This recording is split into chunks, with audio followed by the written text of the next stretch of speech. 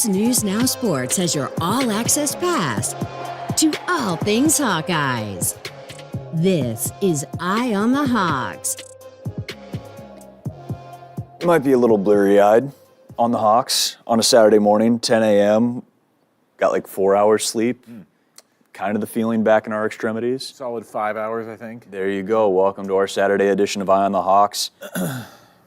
Classic Ferens, right? 13-10, shades of 2023, a late turnover against Nebraska, a kick. This one more than gets over the upright. Marshall Meeder, thank you for your service, but Drew Stevens back in the picture and a shot at redemption that was straight and true. Mike Howell, Owen Sebring here with Mitch Fick on this Saturday. Lots to get to. We'll talk about the fumble recovery and the kick and the play, I think we'll call it, for Kaleb Johnson, a season of incredible stuff. Maybe his best yet, and then the handshakes, or the lack thereof, at least at the beginning of the game. Lots to get to, but first, how are we doing today? Recovering. As you know, I was not feeling fully like myself yesterday. Owen had a flu game yesterday. Yeah, I did. I don't know what happened, because I don't get stomach illnesses, but I yacked before I left for the game. Ooh. I puked my guts out for a minute, and then it's one of those things where, you know, when you puke, it's kind of like turning yourself off and turning yourself back on again, where you're like, all right, I'm good now. And then I got to Kinnick and I was feeling it for the whole game. So. I was explaining this because I think the 2000 national champion wrestling team was there being honored at one point. Jessamine Smith was a member of that team, and anybody who watched the season Iowa Wrestling on ESPN, it was an anthology series they did back 25 years ago. One of the most iconic scenes I remember that is Jessamine Smith in the middle of a tournament, I think it was, either a tournament or a dual meet. He's hunched over like in one of the back hallways at whatever arena they're at, was it Carver or whatever, puking into a trash can, then just be like, all right, let's go. And just like that, that was his reset, that was it. But I looked over at one point, so you've got the chair that the stool you sit on in the end zone, and you were bundled up, scarf over the face, and I knew you were in there somewhere.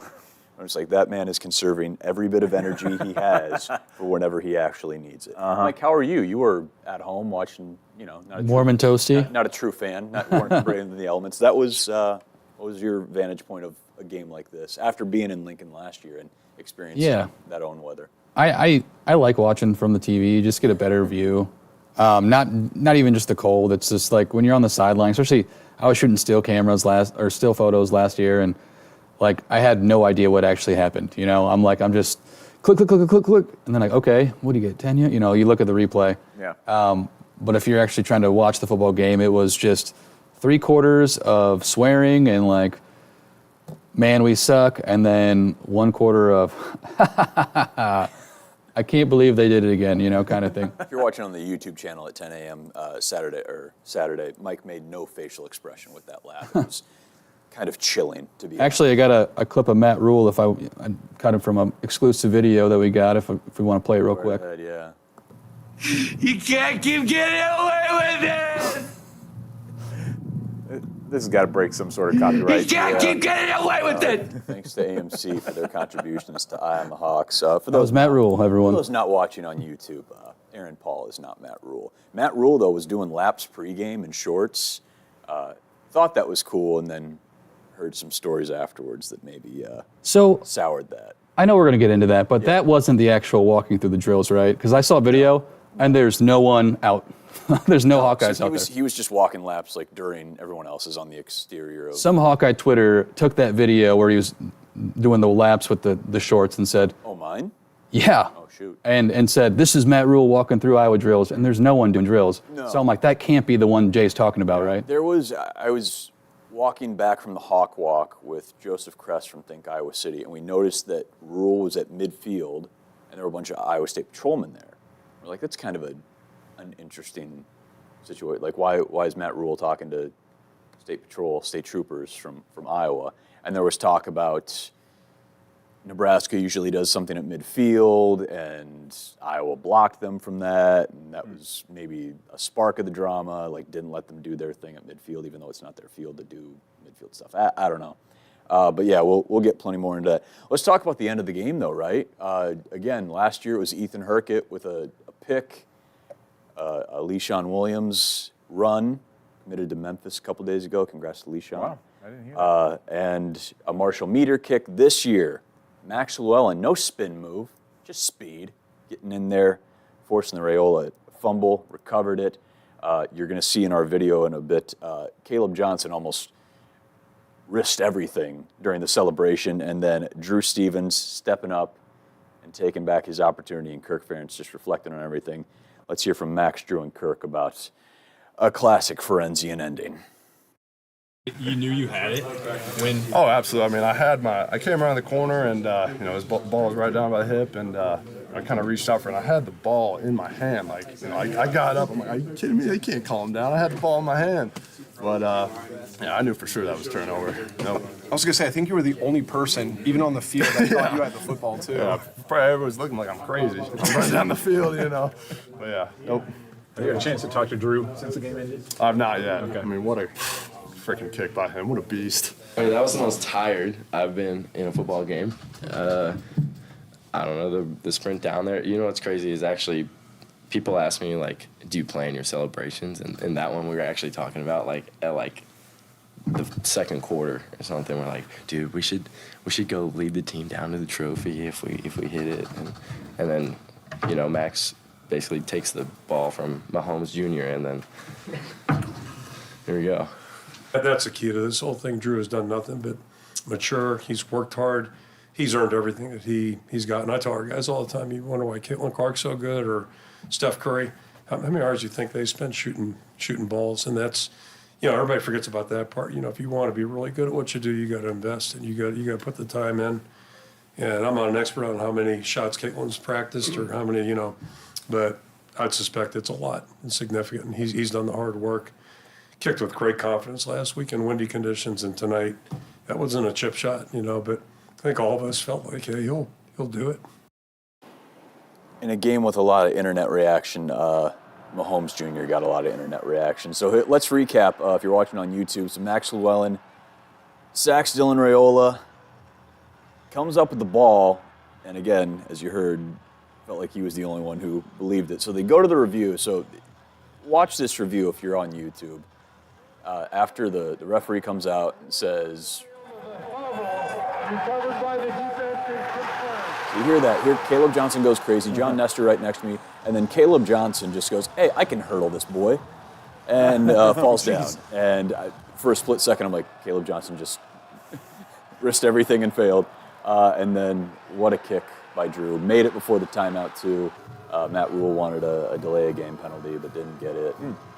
Drew Stevens, again, man, talk about the year he had. Getting benched, coming back, and I'm gonna stand for this again. Jonathan Kim's 19 of 21 this season. He's 20 of 22 on extra points. One of his 2 field goal misses was from 25 yards against Michigan. Drew Stevens, 19 of 22, all misses from 50, hasn't missed an extra point. Jonathan Kim's got to play today. Drew Stevens is right up there for Big Ten Kicker of the Year, and I think Friday night proved it again. Yesterday's performance certainly didn't hurt those chances. I mean, I certainly was the one singing Kim's praises. You watched him kick 6 field goals, and I get it. And maybe that's just what is living in my head is his performance against Iowa, and I think he's great. I feel like when the media and the coaches are voting for Big Ten Kicker of the Year, though, that last kick from Drew is really going to live in a lot of people's heads. Who's Michigan State got today? Rutgers. They got, yeah. So, I mean, I think both kickers are deserving. I don't. They're great. Yeah. I mean, listen. No matter who wins. Minnesota's kicker who won last year. I mean, he had a rough start, but talk about a big win for them, and he had a field goal yesterday. I think those 3 are tied with 19 field goals apiece for Big Ten lead. even if he isn't the Big Ten Kicker of the Year, I mean, I don't know if there isn't any sort of award for like comeback player of the year or something. Yeah, I mean, no kidding, right? Drew is very deserving of that, especially within the Hawkeye program, just considering where that guy was a year ago and getting benched. And man, just such an incredible turnaround season for him. Yeah, the story of just this time last year, Drew getting benched against Nebraska, Marshall Meeder coming in and kicking that game-winning field goal. For a year later, for him to do it, and the longest, 53-yard field goal. There's been 4 kicks in the past, 7 years that beat Nebraska. on the the last game of the year, and it's the longest one. Miguel at 18, 41 yards. Keith Duncan with the kiss blowing 48, and then Meeder 38, and it went like 38 and a half. Did you guys immediately? You were there and you were in the element, so I'm sure it felt like 2023 again. But watching at home, it's bizarre that this happened exactly the same way, right? I remember thinking, and I'm just having the same exact internal dialogue that I did last year, because it got to the point where there was about a minute left, and I'm like, man, if the Hawkeyes want to win this game before overtime, they've got to have every single thing go right for them. And then just a few seconds later, Max Malone fumble. I mean, just so bizarre how it played out, almost carbon copy of what happened last year, and same exact final score even. Yeah, the weird thing about it too, you ask what, I know this isn't probably what you were asking, but I don't know if you saw the NBC broadcast, but like they didn't show the ball going through. I didn't realize that until this morning that it was. I thought he missed it. Holy on TV. cow, that was close. And I didn't know that until this morning. So it was just one of those weird things where I'm sitting there, and then Paul Burmeister was like, "Oh, he made it," once Iowa lost yards on that last play, I'm like, "Come on, you can't just make it a little easy on them." I mean, the offense could not do anything outside of that 72-yard run. Yeah. Iowa, if you look at the box score, did not deserve to win this game, but they made the plays at the end that flipped that script, and they did. And Nebraska found a way to lose by. I mean, if you're them. After not being able to move the ball in that 1 minute, why don't we just play for overtime? I think Nebraska would have done, boded well in overtime, just because you saw Iowa got the ball inside the 5 and couldn't score a touchdown. So, but you got to give credit to the defense. They hit Raiola. They made him fumble 3 times. He recovered 2 of them. And they made a running back fumble too. I mean, to flip this game on its head, I can't even describe it. It's ridiculous that they had 20 yards in the first half. Just a weird game. And for it to be 13-10, 2 years in a row, with Drew Stevens getting benched last year and kicking the field goal, it seems like a movie storybook, Yeah.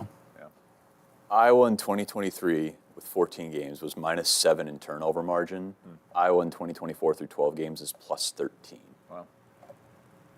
And of course they will go 8-4 instead of 10-2 in the all that. I mean, there's no correlation to anything, and that's, I guess, both magical and infuriating, depending on if you're looking for patterns or anything like that. But boy, Max Llewellyn, we've talked about him quite a bit, and Ethan Hurkett in the last 2 games, Ethan Hurkett 15 tackles, 4 sacks, 6 tackles for loss, and that forced fumble early. I mean, that defensive line up against it, Max and Ethan really have had some, and Aaron Graves had a big day yesterday too. They were a lot of fun, but boy, Max Llewellyn, you heard he's so fun to talk to in the media because he is so aw shucks as he just dominates people. Boy, he's been so fun, and boy, Max Llewellyn with one of the plays of the year, but in a season where there have been incredible plays, incredible moments, record-breaking moments for Kaleb Johnson, none might have been better than a 72-yard screen pass where he maybe went a little longer than 72 and left a lot of Cornhuskers in the dust. Kaleb Johnson, Jackson Stratton reflecting on the play. I took it personal, put my shoulder down, and, just kept going. And, I told myself the team needed me in that moment, and I was not going to let my seniors down. So I just said, I got to make a play for the team, and I got to put the team on my back. So I did that, and, the defense played well, and Drew came out with the clutch kick, and we won the game. So it's not just me that just won. It was the defense. It was the O-line. It was Dayton on that play. Helped me score. He did a good block. And then Drew, kicked field goal, timeout, and then under pressure again, kicked it again. And he's amazing. So, the whole team, I just love this whole team. Send it back. Sorry, I sent off Jackson Stratton's soundbite without sound. He was very impressed with Kaleb's play as well. Good summary. Is that the best Kaleb Johnson play out of a season where there's been so many? He talked about his run at Purdue as a true freshman in 22. That was a big one. I think he had 200 yards in West Lafayette. I mean, you had a great vantage point of it, and we'll show you the Hawkeye football angle of it. But that's magic. That's absolutely magic. Yeah, I do. I hadn't even thought about it at the time just because I was a little awestruck in the moment. But, boy, going back and watching it, breaking one. I mean, 3 guys just should have had him down right there. Another one there. This block, he talked about Dayton Howard. 42's catching him if he doesn't get that little nudge. Yeah. That has to be his season-defining moment. Yeah. Where it's not a rushing touchdown. Well, you know what? Actually, I kind of thought it looked close to being a lateral. It was close. We'll see if they reclassify. Yeah. I doubt they do just because they look like it right down the line. But at first, I was like, that could be a lateral because Jackson, I think, threw it behind him. He said, he's like, I did not throw that well. And maybe it worked out for him because, like, there's screenshots, too, like, when he caught the ball, and there's just so many Nebraska defenders. And for the most part, they tackled pretty well last night. They did a heck of a job. You know, I think a lot of us kind of thought that they would stack the box, and they pretty much did. There were plays when, you know, there were like 8, 9 guys in the box, and Iowa tried to establish the run. They only got 49 yards rushing. If I told you yesterday, you know, that Iowa had 49 yards rushing last night, do you think they would win? Like, I think we've discussed before. You can't throw any stats and be like, Iowa won. Can you believe it? Like, yeah. But this year, when they don't rush the ball, they don't win. Yeah, I mean, out of So, all like, the years for yeah. it not to happen, when you have a top 20 rushing offense, I don't know what their rankings drop down to now, and we'll know more after we get through the rest of the weekend. But this felt like a 2023 game. Yeah, this 100%. was, and you had to have one, right? Yeah. You Yeah, had I to have guess. one of those. The whole season did not feel like last year with the quarterback play and the couldn't run the ball, defense getting turnovers, except this game, at least in my opinion, like just the weirdness of it all. And at the end of this, Kaleb was super emotional in the field, super, super emotional. And, you know, I tried to leapfrog John Nestor. I mean, he was hyped up about this one. He said in the post game, he'll probably play in the bowl game, which surprised me a little bit. And he didn't really lay out a timeline or anything like that on a decision or anything, but just thoughts on Kaleb and playing a bowl game. It's Nick Jackson and Jay Higgins said they'll come back and play the bowl game too. So just reflections on KJ and what he's done, the fact that he wants to, sounds like, keep this thing going at least one more game. Yeah, I chalked it up as just emotional excitement. Right now, I think I heard somewhere he's projected as like a 38 pick, which is second round. I feel like if he came to the bowl game and like blew out his knee or something on a horrific, you can't always think like that, but I mean, it's happened before. It would just be horrific, you know, because that would just, you know, tank his NFL chances. Yeah. But if he does, you know, good for him. I mean, it's his decision at the end of the day, and he's got to make the best one. But when you just win on like that, I feel like your emotions are flipped over to one side. So that's why you don't make a final decision right now. Yeah. You wait a few days, you know. But what a heck of a game he had, even though he was bottled up in the rush game, was able to get that touchdown pass at the end. Yeah, just almost a carbon copy game-wise of the Michigan State game for him, where he couldn't get anything going the entire game. There's just one play where he finally breaks loose, and it didn't work in Iowa's favor for the Michigan State game, but for this one, game-changing and nearly, I don't know. I mean, there's so many fourth quarter moments from that game that'll be so well remembered by Iowa fans as just another one in a long string of incredible Nebraska games. I mean, man, what's it got to be like to be a Nebraska fan? Like, after these last 2 losses to Iowa, I know they don't like Iowa just as much as we don't like them, but, man, that has got to be a tough way to go down 2 years in a row. 5 first downs is tied for the fewest by a team win since 2000. Iowa had 5 first downs. Like, there's stats like this that you read off, and, you know, they're the first FBS team to win a game with 5 or fewer first downs since Arkansas beat UNLV 14-10 in 2001. Time of possession was like 2-1, right? Yeah, they lost. Close. FBS teams with 5 or fewer first downs, I keep talking about first downs, lost 90 straight games between now and 2001. They've won one. Yeah. The total yardage, Nebraska had 334 to Iowa's 164, so almost a double up, if that isn't a double up. And again, more than, not quite more than half of those 72 came comes, on one play. Third down efficiency, Iowa went 0 for 10. Nebraska was 8 for 17. I mean, just every stat, you know, except the turnovers. Time of possession was 39-20, so almost 2-1. It's just not. Time of possessions like 2-1. It's so, like, not. I don't want to say realistic, but it's just one of those things, though, right? Yeah. Like, it's not realistic. No, 90 straight losses in a lot of these scenarios. Like, teams don't win these. Somehow Iowa, for 26 years, for the most part, has figured out what. There's that other stat of, like, having Iowa's, I think, 4-5 or 3-4 now in games where they have some sort of egregious offensive production, something like that. I can't remember exactly what it is. There was a stat last year where they just keep, maybe it's like less than 200 yards of offense or something like that. Oh, like, yeah, I think. And they're like 3 and 4. And then everyone else is like, yeah, really, and nobody really else bad. can win those games. Well, you brought up what's it like to be a Nebraska fan. Well, a lot of talk after the game, and maybe some talk beforehand, about the handshakes between the captains, or the lack thereof. Before the coin toss, after the coin toss, Iowa hands go out, Husker hands stay at their sides. Jay Higgins and Nick Jackson, for a couple minutes here, talking about what they say they experienced at the coin toss and after the game. They didn't reach out their hands, so that was a little weird. And then our guys are warming up, doing our pregame, and their head coach walked through the warm up, so we immediately knew what type of game this was. So after the game, because they didn't want to shake our hands before the game, I went up to their head coach and shook his hand. Told him good game. Any questions? How much nicer was it to beat him then? The moment he didn't shake our hands, I knew we won. So I was extremely calm. I thought Drew was going to kick a 50-yarder to win. That's what I was telling myself at halftime. But, how good did they feel at halftime?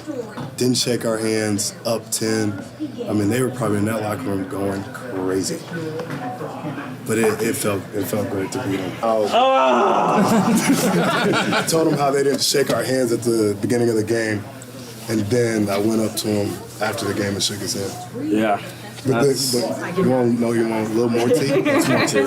So the first series, we were on their sideline, and I got a little close to their head coach, and I said, probably wasn't a good idea to not shake our hands. He goes, "Who are you?" How many tackles I had? I know. More than him. That's fun. Well, at least I don't got to play them guys. Did he also walk through our... Yeah, I told him about how he walked through. Yeah, and then not shaking the hand. Yeah. That was pretty cool. I told him about that. Yeah. But with he walked out pretty cool, too, right? Would KF ever do something like Kirk Ferentz? No. Will he ever do something like that? No.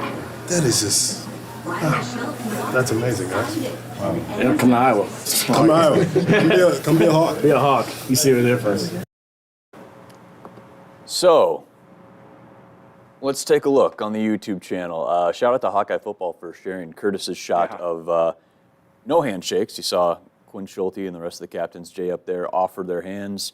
They were rejected. Same thing happened afterwards as well, to which I heard Luke Lachey walk by and nicest kid in the world express his displeasure with those developments or lack thereof as well. Ed Miles was smiling about it. He was enjoying it. Ed probably knew, we'll get your thoughts on this before we see Jay's revenge tour after the game. I've never understood the move to just not shake hands. Go watch what happened to Kansas against Baker Mayfield in Oklahoma a few years back. And also just the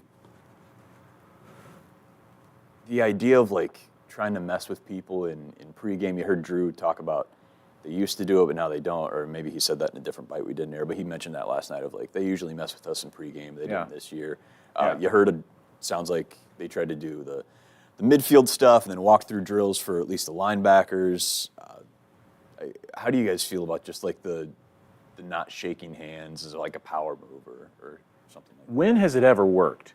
Frankly, every time I see it happen, I'm like, oh, this is, you're poking the bear. It's exactly the same result every time. Same in Sioux City, same thing happened with a rivalry NAIA game where this one team thought this team that thought they were, the team that always loses this rivalry game came out, they thought they were doing pretty good this year, and so they came out and didn't shake hands before the game and lost 56-0. It just doesn't ever seem to work out. It's the exact same as chanting overrated at a 5-star recruit on somebody else's basketball team. It just seems like you're just asking for trouble when you do that. And there hasn't been any reaction from Matt Rule afterwards, has there? Nobody's seen anything from him or any sort of... I was trying to look that up a little this morning. obviously was immensely disappointed in the loss and whatnot. But It's just that you're supposed to, it's the show of sportsmanship. Like, even if you don't like them, which in real life, if I don't want to shake someone's hand because I don't respect them or I don't like them or they've wronged me, like, that's fair just not to go up and shake a person's hand because they did X, Y, and Z to you. But if you're playing a football game and you're a captain, you go up and you shake the other captain's hands. That's just what you do. Yeah. And maybe they were upset about the midfield thing, but the players didn't have anything to do with it. You take shots at the university or the athletic department. That's them. I mean, I'm assuming they didn't let them get on the logo because opposing teams stomp on other people's logo, make a big show out of it, and then your team, the home team, will go up and try and shove them, and it gets a shoving match. You see that all the time. So I could see that as a protective measure to stop any pushing and whatnot. They said they used to mess with them. Maybe that's what they plan to do. If it was a prayer, maybe it's a huge misunderstanding. Yeah. But yeah, this is just different. I'm curious how much of the no handshake really does fall on Matt Rule. I mean, did he actually tell the guys to go out there and not shake hands, or did the captains decide that amongst each other? Like, we're not going to shake their hands when we go out there. I mean, I really like a nice guy. Well, then you hear Jay say that he basically who are you? Yeah. Yeah. Which again, he knows who he is. We right? talked about this on Wednesday. Just Matt Rule's had a lot of success. You see some clips of videos where he's doing things that you're like, boy, seems like a heck of a leader. And then you hear stuff like this, and again, don't know his side, but yeah, you have to imagine if captains go out there and they don't shake hands, even if it's not like a direct order of don't go out and shake their hands, there's probably an argument of if your players feel like that's the right move, then there's something that's not happening within program culture or something where your guys feel like they can go do that. You had a great shot of Jay doing a faux Kirk Ferentz impression of just can you imagine him going up and be like, yeah, don't shake their hands. I'm Kirk Ferentz. He literally says, I'm Kirk Ferentz. You can't fathom that. At least I can't. Genuinely, what do you think? I mean, let's say that Iowa's captains did that in a game. You got Quinn, Luke, Jay out there, and they don't shake hands before the game. What's the blowback from Kirk? Does he bench them for the first series or something? I feel like that would not lose their go well. captaincy. I don't know if it's anything that severe. They'd probably run stairs or something the next day. I don't think it's still a thing. Kirk would not. I mean, he would Tom not. Brand's be handing cool out with that. punishments. Yeah. I mean that. But again, it would just and I've known Quinn Schulte for a long time. I can't fathom Quinn Schulte going out there and not shaking hands. Mm-hmm. I can't think of Luke Lachey again, who I heard swear for the first time yesterday.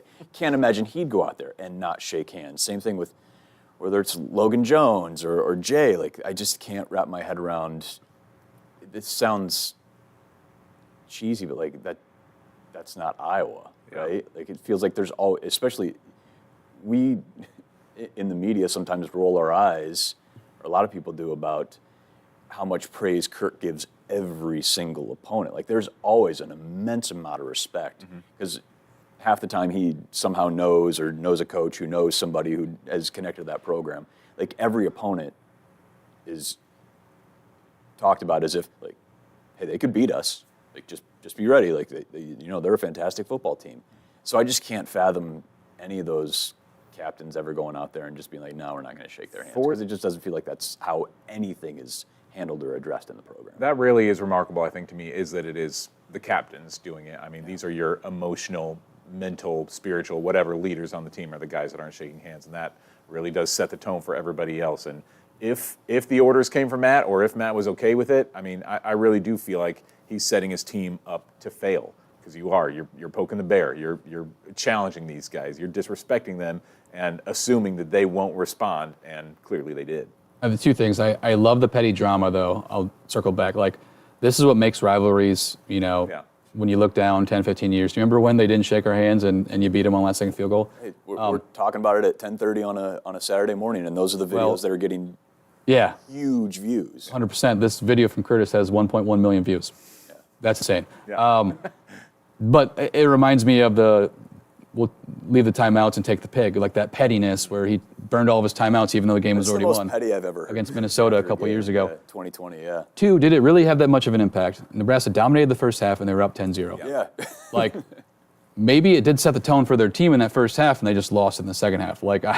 I mean, could we say that it didn't actually work? I know they lost the game in the end, but like they were beating Iowa in every facet of the game for more than 50 or 90% of the game, except those last few minutes. It's a good question, and I kind of thought the same thing. Like, I mean, Jay seemed to be like, okay, I knew right as they didn't shake our hands that we were going to win it. I'm like, whew, boy, you sure took a while to prove it. Yeah. It's wild. Well, let's watch Jay's revenge tour real quick. So just behind the scenes here. So I run out on the field after Drew makes his kick, and I just kind of zoom out looking for anybody, and I see Jay Higgins with his arm extended. I go, oh, I'll follow Jay around, and then I wasn't even thinking about the captain snub or anything like that. I'm like, oh, he's just like, look at this guy, like setting his team aside and saying, hey, hell of a game, I'm going to go shake everybody's hands. And then it's after this one right here that he turns around and gives me one of these. Hey, where's the head coach at? Zoom in on their head coach not shaking our hands. So if you're not watching the YouTube channel, Jay faux shook my hand as he was going by, and then goes to talk to Lachey and some other guys, and he says it again. He's like, they didn't shake our hands. And I feel like that was, even in the,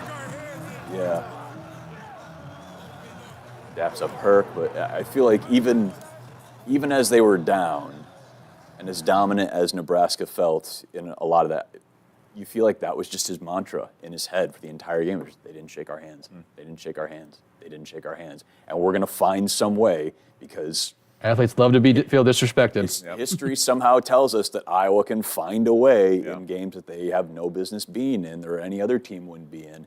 And that felt like the mantra that he just kept chanting, and then finally said it out loud, and then walked right into the post game and just, Jay Higgins, is usually pretty stoic. He's a ton of fun to talk to, especially when you ask about his family and his dad and everything, and he just has a blast sharing stories. But that's the first time I've seen Jay mad, and he wasn't even mad. He was almost like, I mean, he felt it was humorous. I'm just like, why do that? Kind of the same way we are. Just like, what are you trying to prove? What do you gain from that? Yeah. Could you hear at all what Matt said to him when he? I couldn't. No, and you can't really hear there. You kind of see him go to work. He almost has like a little bit of a confused look of like, what do you mean? Yeah, that actually, when the game was ending, they focused on Rule, and then I saw Jay.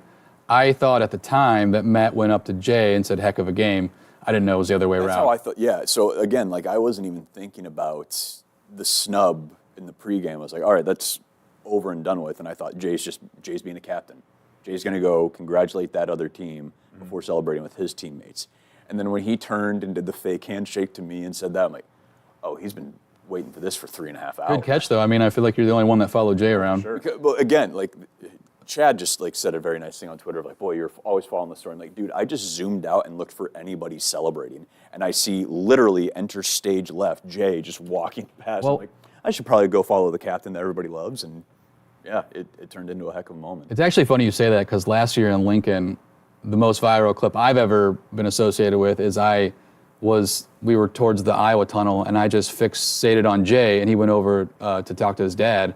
And they hugged for 2 minutes. That was a great moment. Big Ten Network asked me for it, and they used it in one of their Journey series episodes. It's just he's the one to look for, I guess. I guess so. There's only one game left, but you just got to go over, and he's gonna do something super cool and funny or outrageous or. I shared the moment too where Nick Jackson finds him on the field for the first time. So talk about 2 years ago. These guys, it sounds like they knew of each other. Jay's known about Nick since Nick was a freshman starting at Virginia, and Jay's best friend's dad is best friends with Doug Jackson, and so he was on the phone with Doug and his best friend's dad, my friend Doug, his kid's a true freshman starting at Virginia, and Jay was like, well, I'm going to Iowa, and that's better. So they've known about each other, but to have that moment on the field, and then talked about Kaleb being emotional. Y.A. Black comes up to them, tears streaming down his face, his final game at Kinnick, and just this big hug between them. And that was, there were some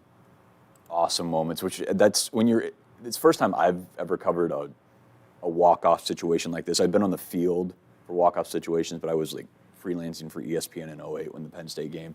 I've never had to go find those moments. I don't know, you've maybe been you were there at Lincoln last year. Yeah, you're kind of you have the camera out and you're hoping that somebody walks into frame who's celebrating. and that was really cool. Kind of Illinois last year. I got Tory Taylor going crazy and a few others, but there were some really, really cool moments. And again, talk about a group of seniors, 23 of them, some back for a fifth year or sixth year. 10 of them started as walk-ons. There were just a lot of guys that, I told Nick the Young in postgame, like, you redshirted in 2019, but you were with the team. You have 52 wins. And he's like, it's a lot of wins. I mean, it's wild. There's, I think, 5 guys that have been at Iowa since 2019. You're 52-22 as a Hawkeye. That's pretty wild. Not bad. So Iowa finishes 6-3 in the Big Ten. Right now they're in sole possession of 5th place. The 4 teams ahead of them look like they're all going to the playoff or have a good shot at it. Illinois could win today and tie Iowa. So I know the dreams were go 11-1, try to get in that Big Ten title. But if you told somebody at the beginning of the year, hey, in this new look Big Ten, Iowa's going to finish in the top third of this conference, they might not be like thrilled, but I feel like that's where you thought they'd solid. be. That's pretty solid. Yeah. That's where, where they're expected to be, I think. Where 2 of the teams ahead of you are the top 2 teams in the nation who were separated by 2 points and are probably on a crash course to go play again in Indy next week. Like, I mean, it's no surprise you're behind Oregon, Ohio State, and Penn State. I think Indiana is the surprise, but they are 10-1, going to be 11-1 after today's old bucket match. Yeah. So, I mean, they just haven't played up to that level, but they're on the Big Ten right on that second level. And, I mean, be frankly honest, without Brendan Sullivan, the quarterback play dipped so bad, like, it's impressive they got to 9 wins, in my opinion, these last 2 games. could get it to it. It's true, and I mean there will be a lot of people that maybe remember the season for some disappointment, considering all the guys who came back, some of the losses that probably shouldn't have happened against Michigan State and UCLA, but still to finish 5th in the conference. I mean, of 18 teams or whatever, with all the ones ahead of you going to the CFP, not bad. Still a pretty respectable turn of events for the Hawkeyes, and still a memorable season for a lot of reasons, even if you're not going to the Big Ten title game. I think the manner in which they won a lot of those games, particularly the home games, were you had the comeback win at Minneapolis, but the fact that 3 straight home games you hung 40 on fairly quality opponents for the most part. Go through Washington, Northwestern, and Wisconsin, particularly Wisconsin, hang 42 on. I don't care if they finish 5-7. Like, nobody wins that game by 30-plus points. So I think that helps too. It was an inconsistent year where the good was pretty awesome, the bad was befuddling. But boy, if your inconsistent year possibly ends with 9 wins, again, that's and would have Kirk tied with Woody Hayes for most in Big Ten history, and then you get a chance to break that in the opener in 25. That's a heck of a ride. It's been a roller coaster, that's for sure. I know we'll talk about bowl projections next week after they're revealed, but right now, is it still looking like? It's looking like Tampa. Rely Quest first against an SEC team yet to be determined. Either what I've seen is Ole Miss, South Carolina, or even maybe Alabama. Alabama looks like they're going to Citrus, though. So, which would be against that. That'd be a fun game. So it's an interesting matchup because obviously everyone has a perception that Alabama, and they are better than Iowa. I'll just go out and say it. But I wonder how many opt-outs will be on Alabama's team. I wonder if Milroe plays. Yeah. I wonder, if how many defensive people they have out. It would be interesting to see. I mean, South Carolina probably would have more excitement to be there. Ole Miss, I think, super disappointed to not make the playoffs since they dropped that game last week. So it will be interesting to see who they play and then how many opt-outs there are. Has Iowa played Ole Miss in memory? I mean, in the Kirk Ferentz era, have they played Ole Miss? I'd say not in the Kirk Ferentz era. They have matchups with South Carolina. My buddy went to law school there and he went undergrad at Iowa, so it's kind of funny if they actually play there. So yeah. South Carolina, they've played, I know. Bama, they've played in the Kirk Ferentz era. Ole Miss and Iowa have never played. Really? I don't think they've played Alabama. They've not? Under the Kirk Ferentz era, no. I might be just getting confused with just frantically Oklahoma. When Iowa State played. Sure. Alabama in a bowl game, but Iowa and Alabama have never played. Really? That's pretty wild. 2 programs that old, man. Iowa's also never played Alabama, Birmingham, so just a lot on the table there. That was next alphabetically. Signing day is coming up this week. Maybe we'll do something a little more with that. We were trying to figure out what's what our podcast schedule is now in this kind of. We're so used to having a Big Ten. That's next week, right? Yeah, I think there's a presser when. I forget. I wasn't listening. Yeah. I assume they'll send out. We'll decide on that. If not, then NyQuil haze maybe. If we decide not to do one, our next podcast will be next Sunday once the bowl game comes out. We'll have some sort of content on Eye on the Hawks on Twitter because there is a presser breaking down all the recruits that are going to sign. And again, there's That's a different than the window and all that. So does the transfer portal open next week? I believe so. Yeah. All right. What's you guys' thoughts? I feel like they have to get another quarterback. Yeah, I mean, there's work to do. Yeah. I mean, I think every position. A lot of holes to fill too, just with the amount of people leaving. I mean, that's just the.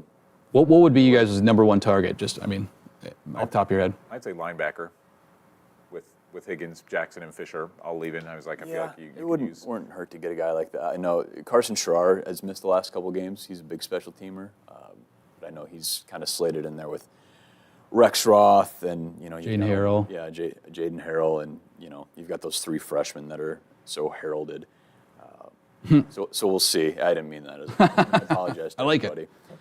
It. I wouldn't hate seeing getting a defensive back just because you lose so much experience, even though you've got young guys that are getting more. Mm-hmm. The safety should be Xavier and Cohen, right? Yeah, I think you can be really excited about what you got back there. Tight end, maybe. Or I really think Orworth's going to be a breakout he's next gonna year. be great, but you're Iowa. You got to have a couple. And Never have too many. Ostring is a younger guy. I think quarterback and an outside threat.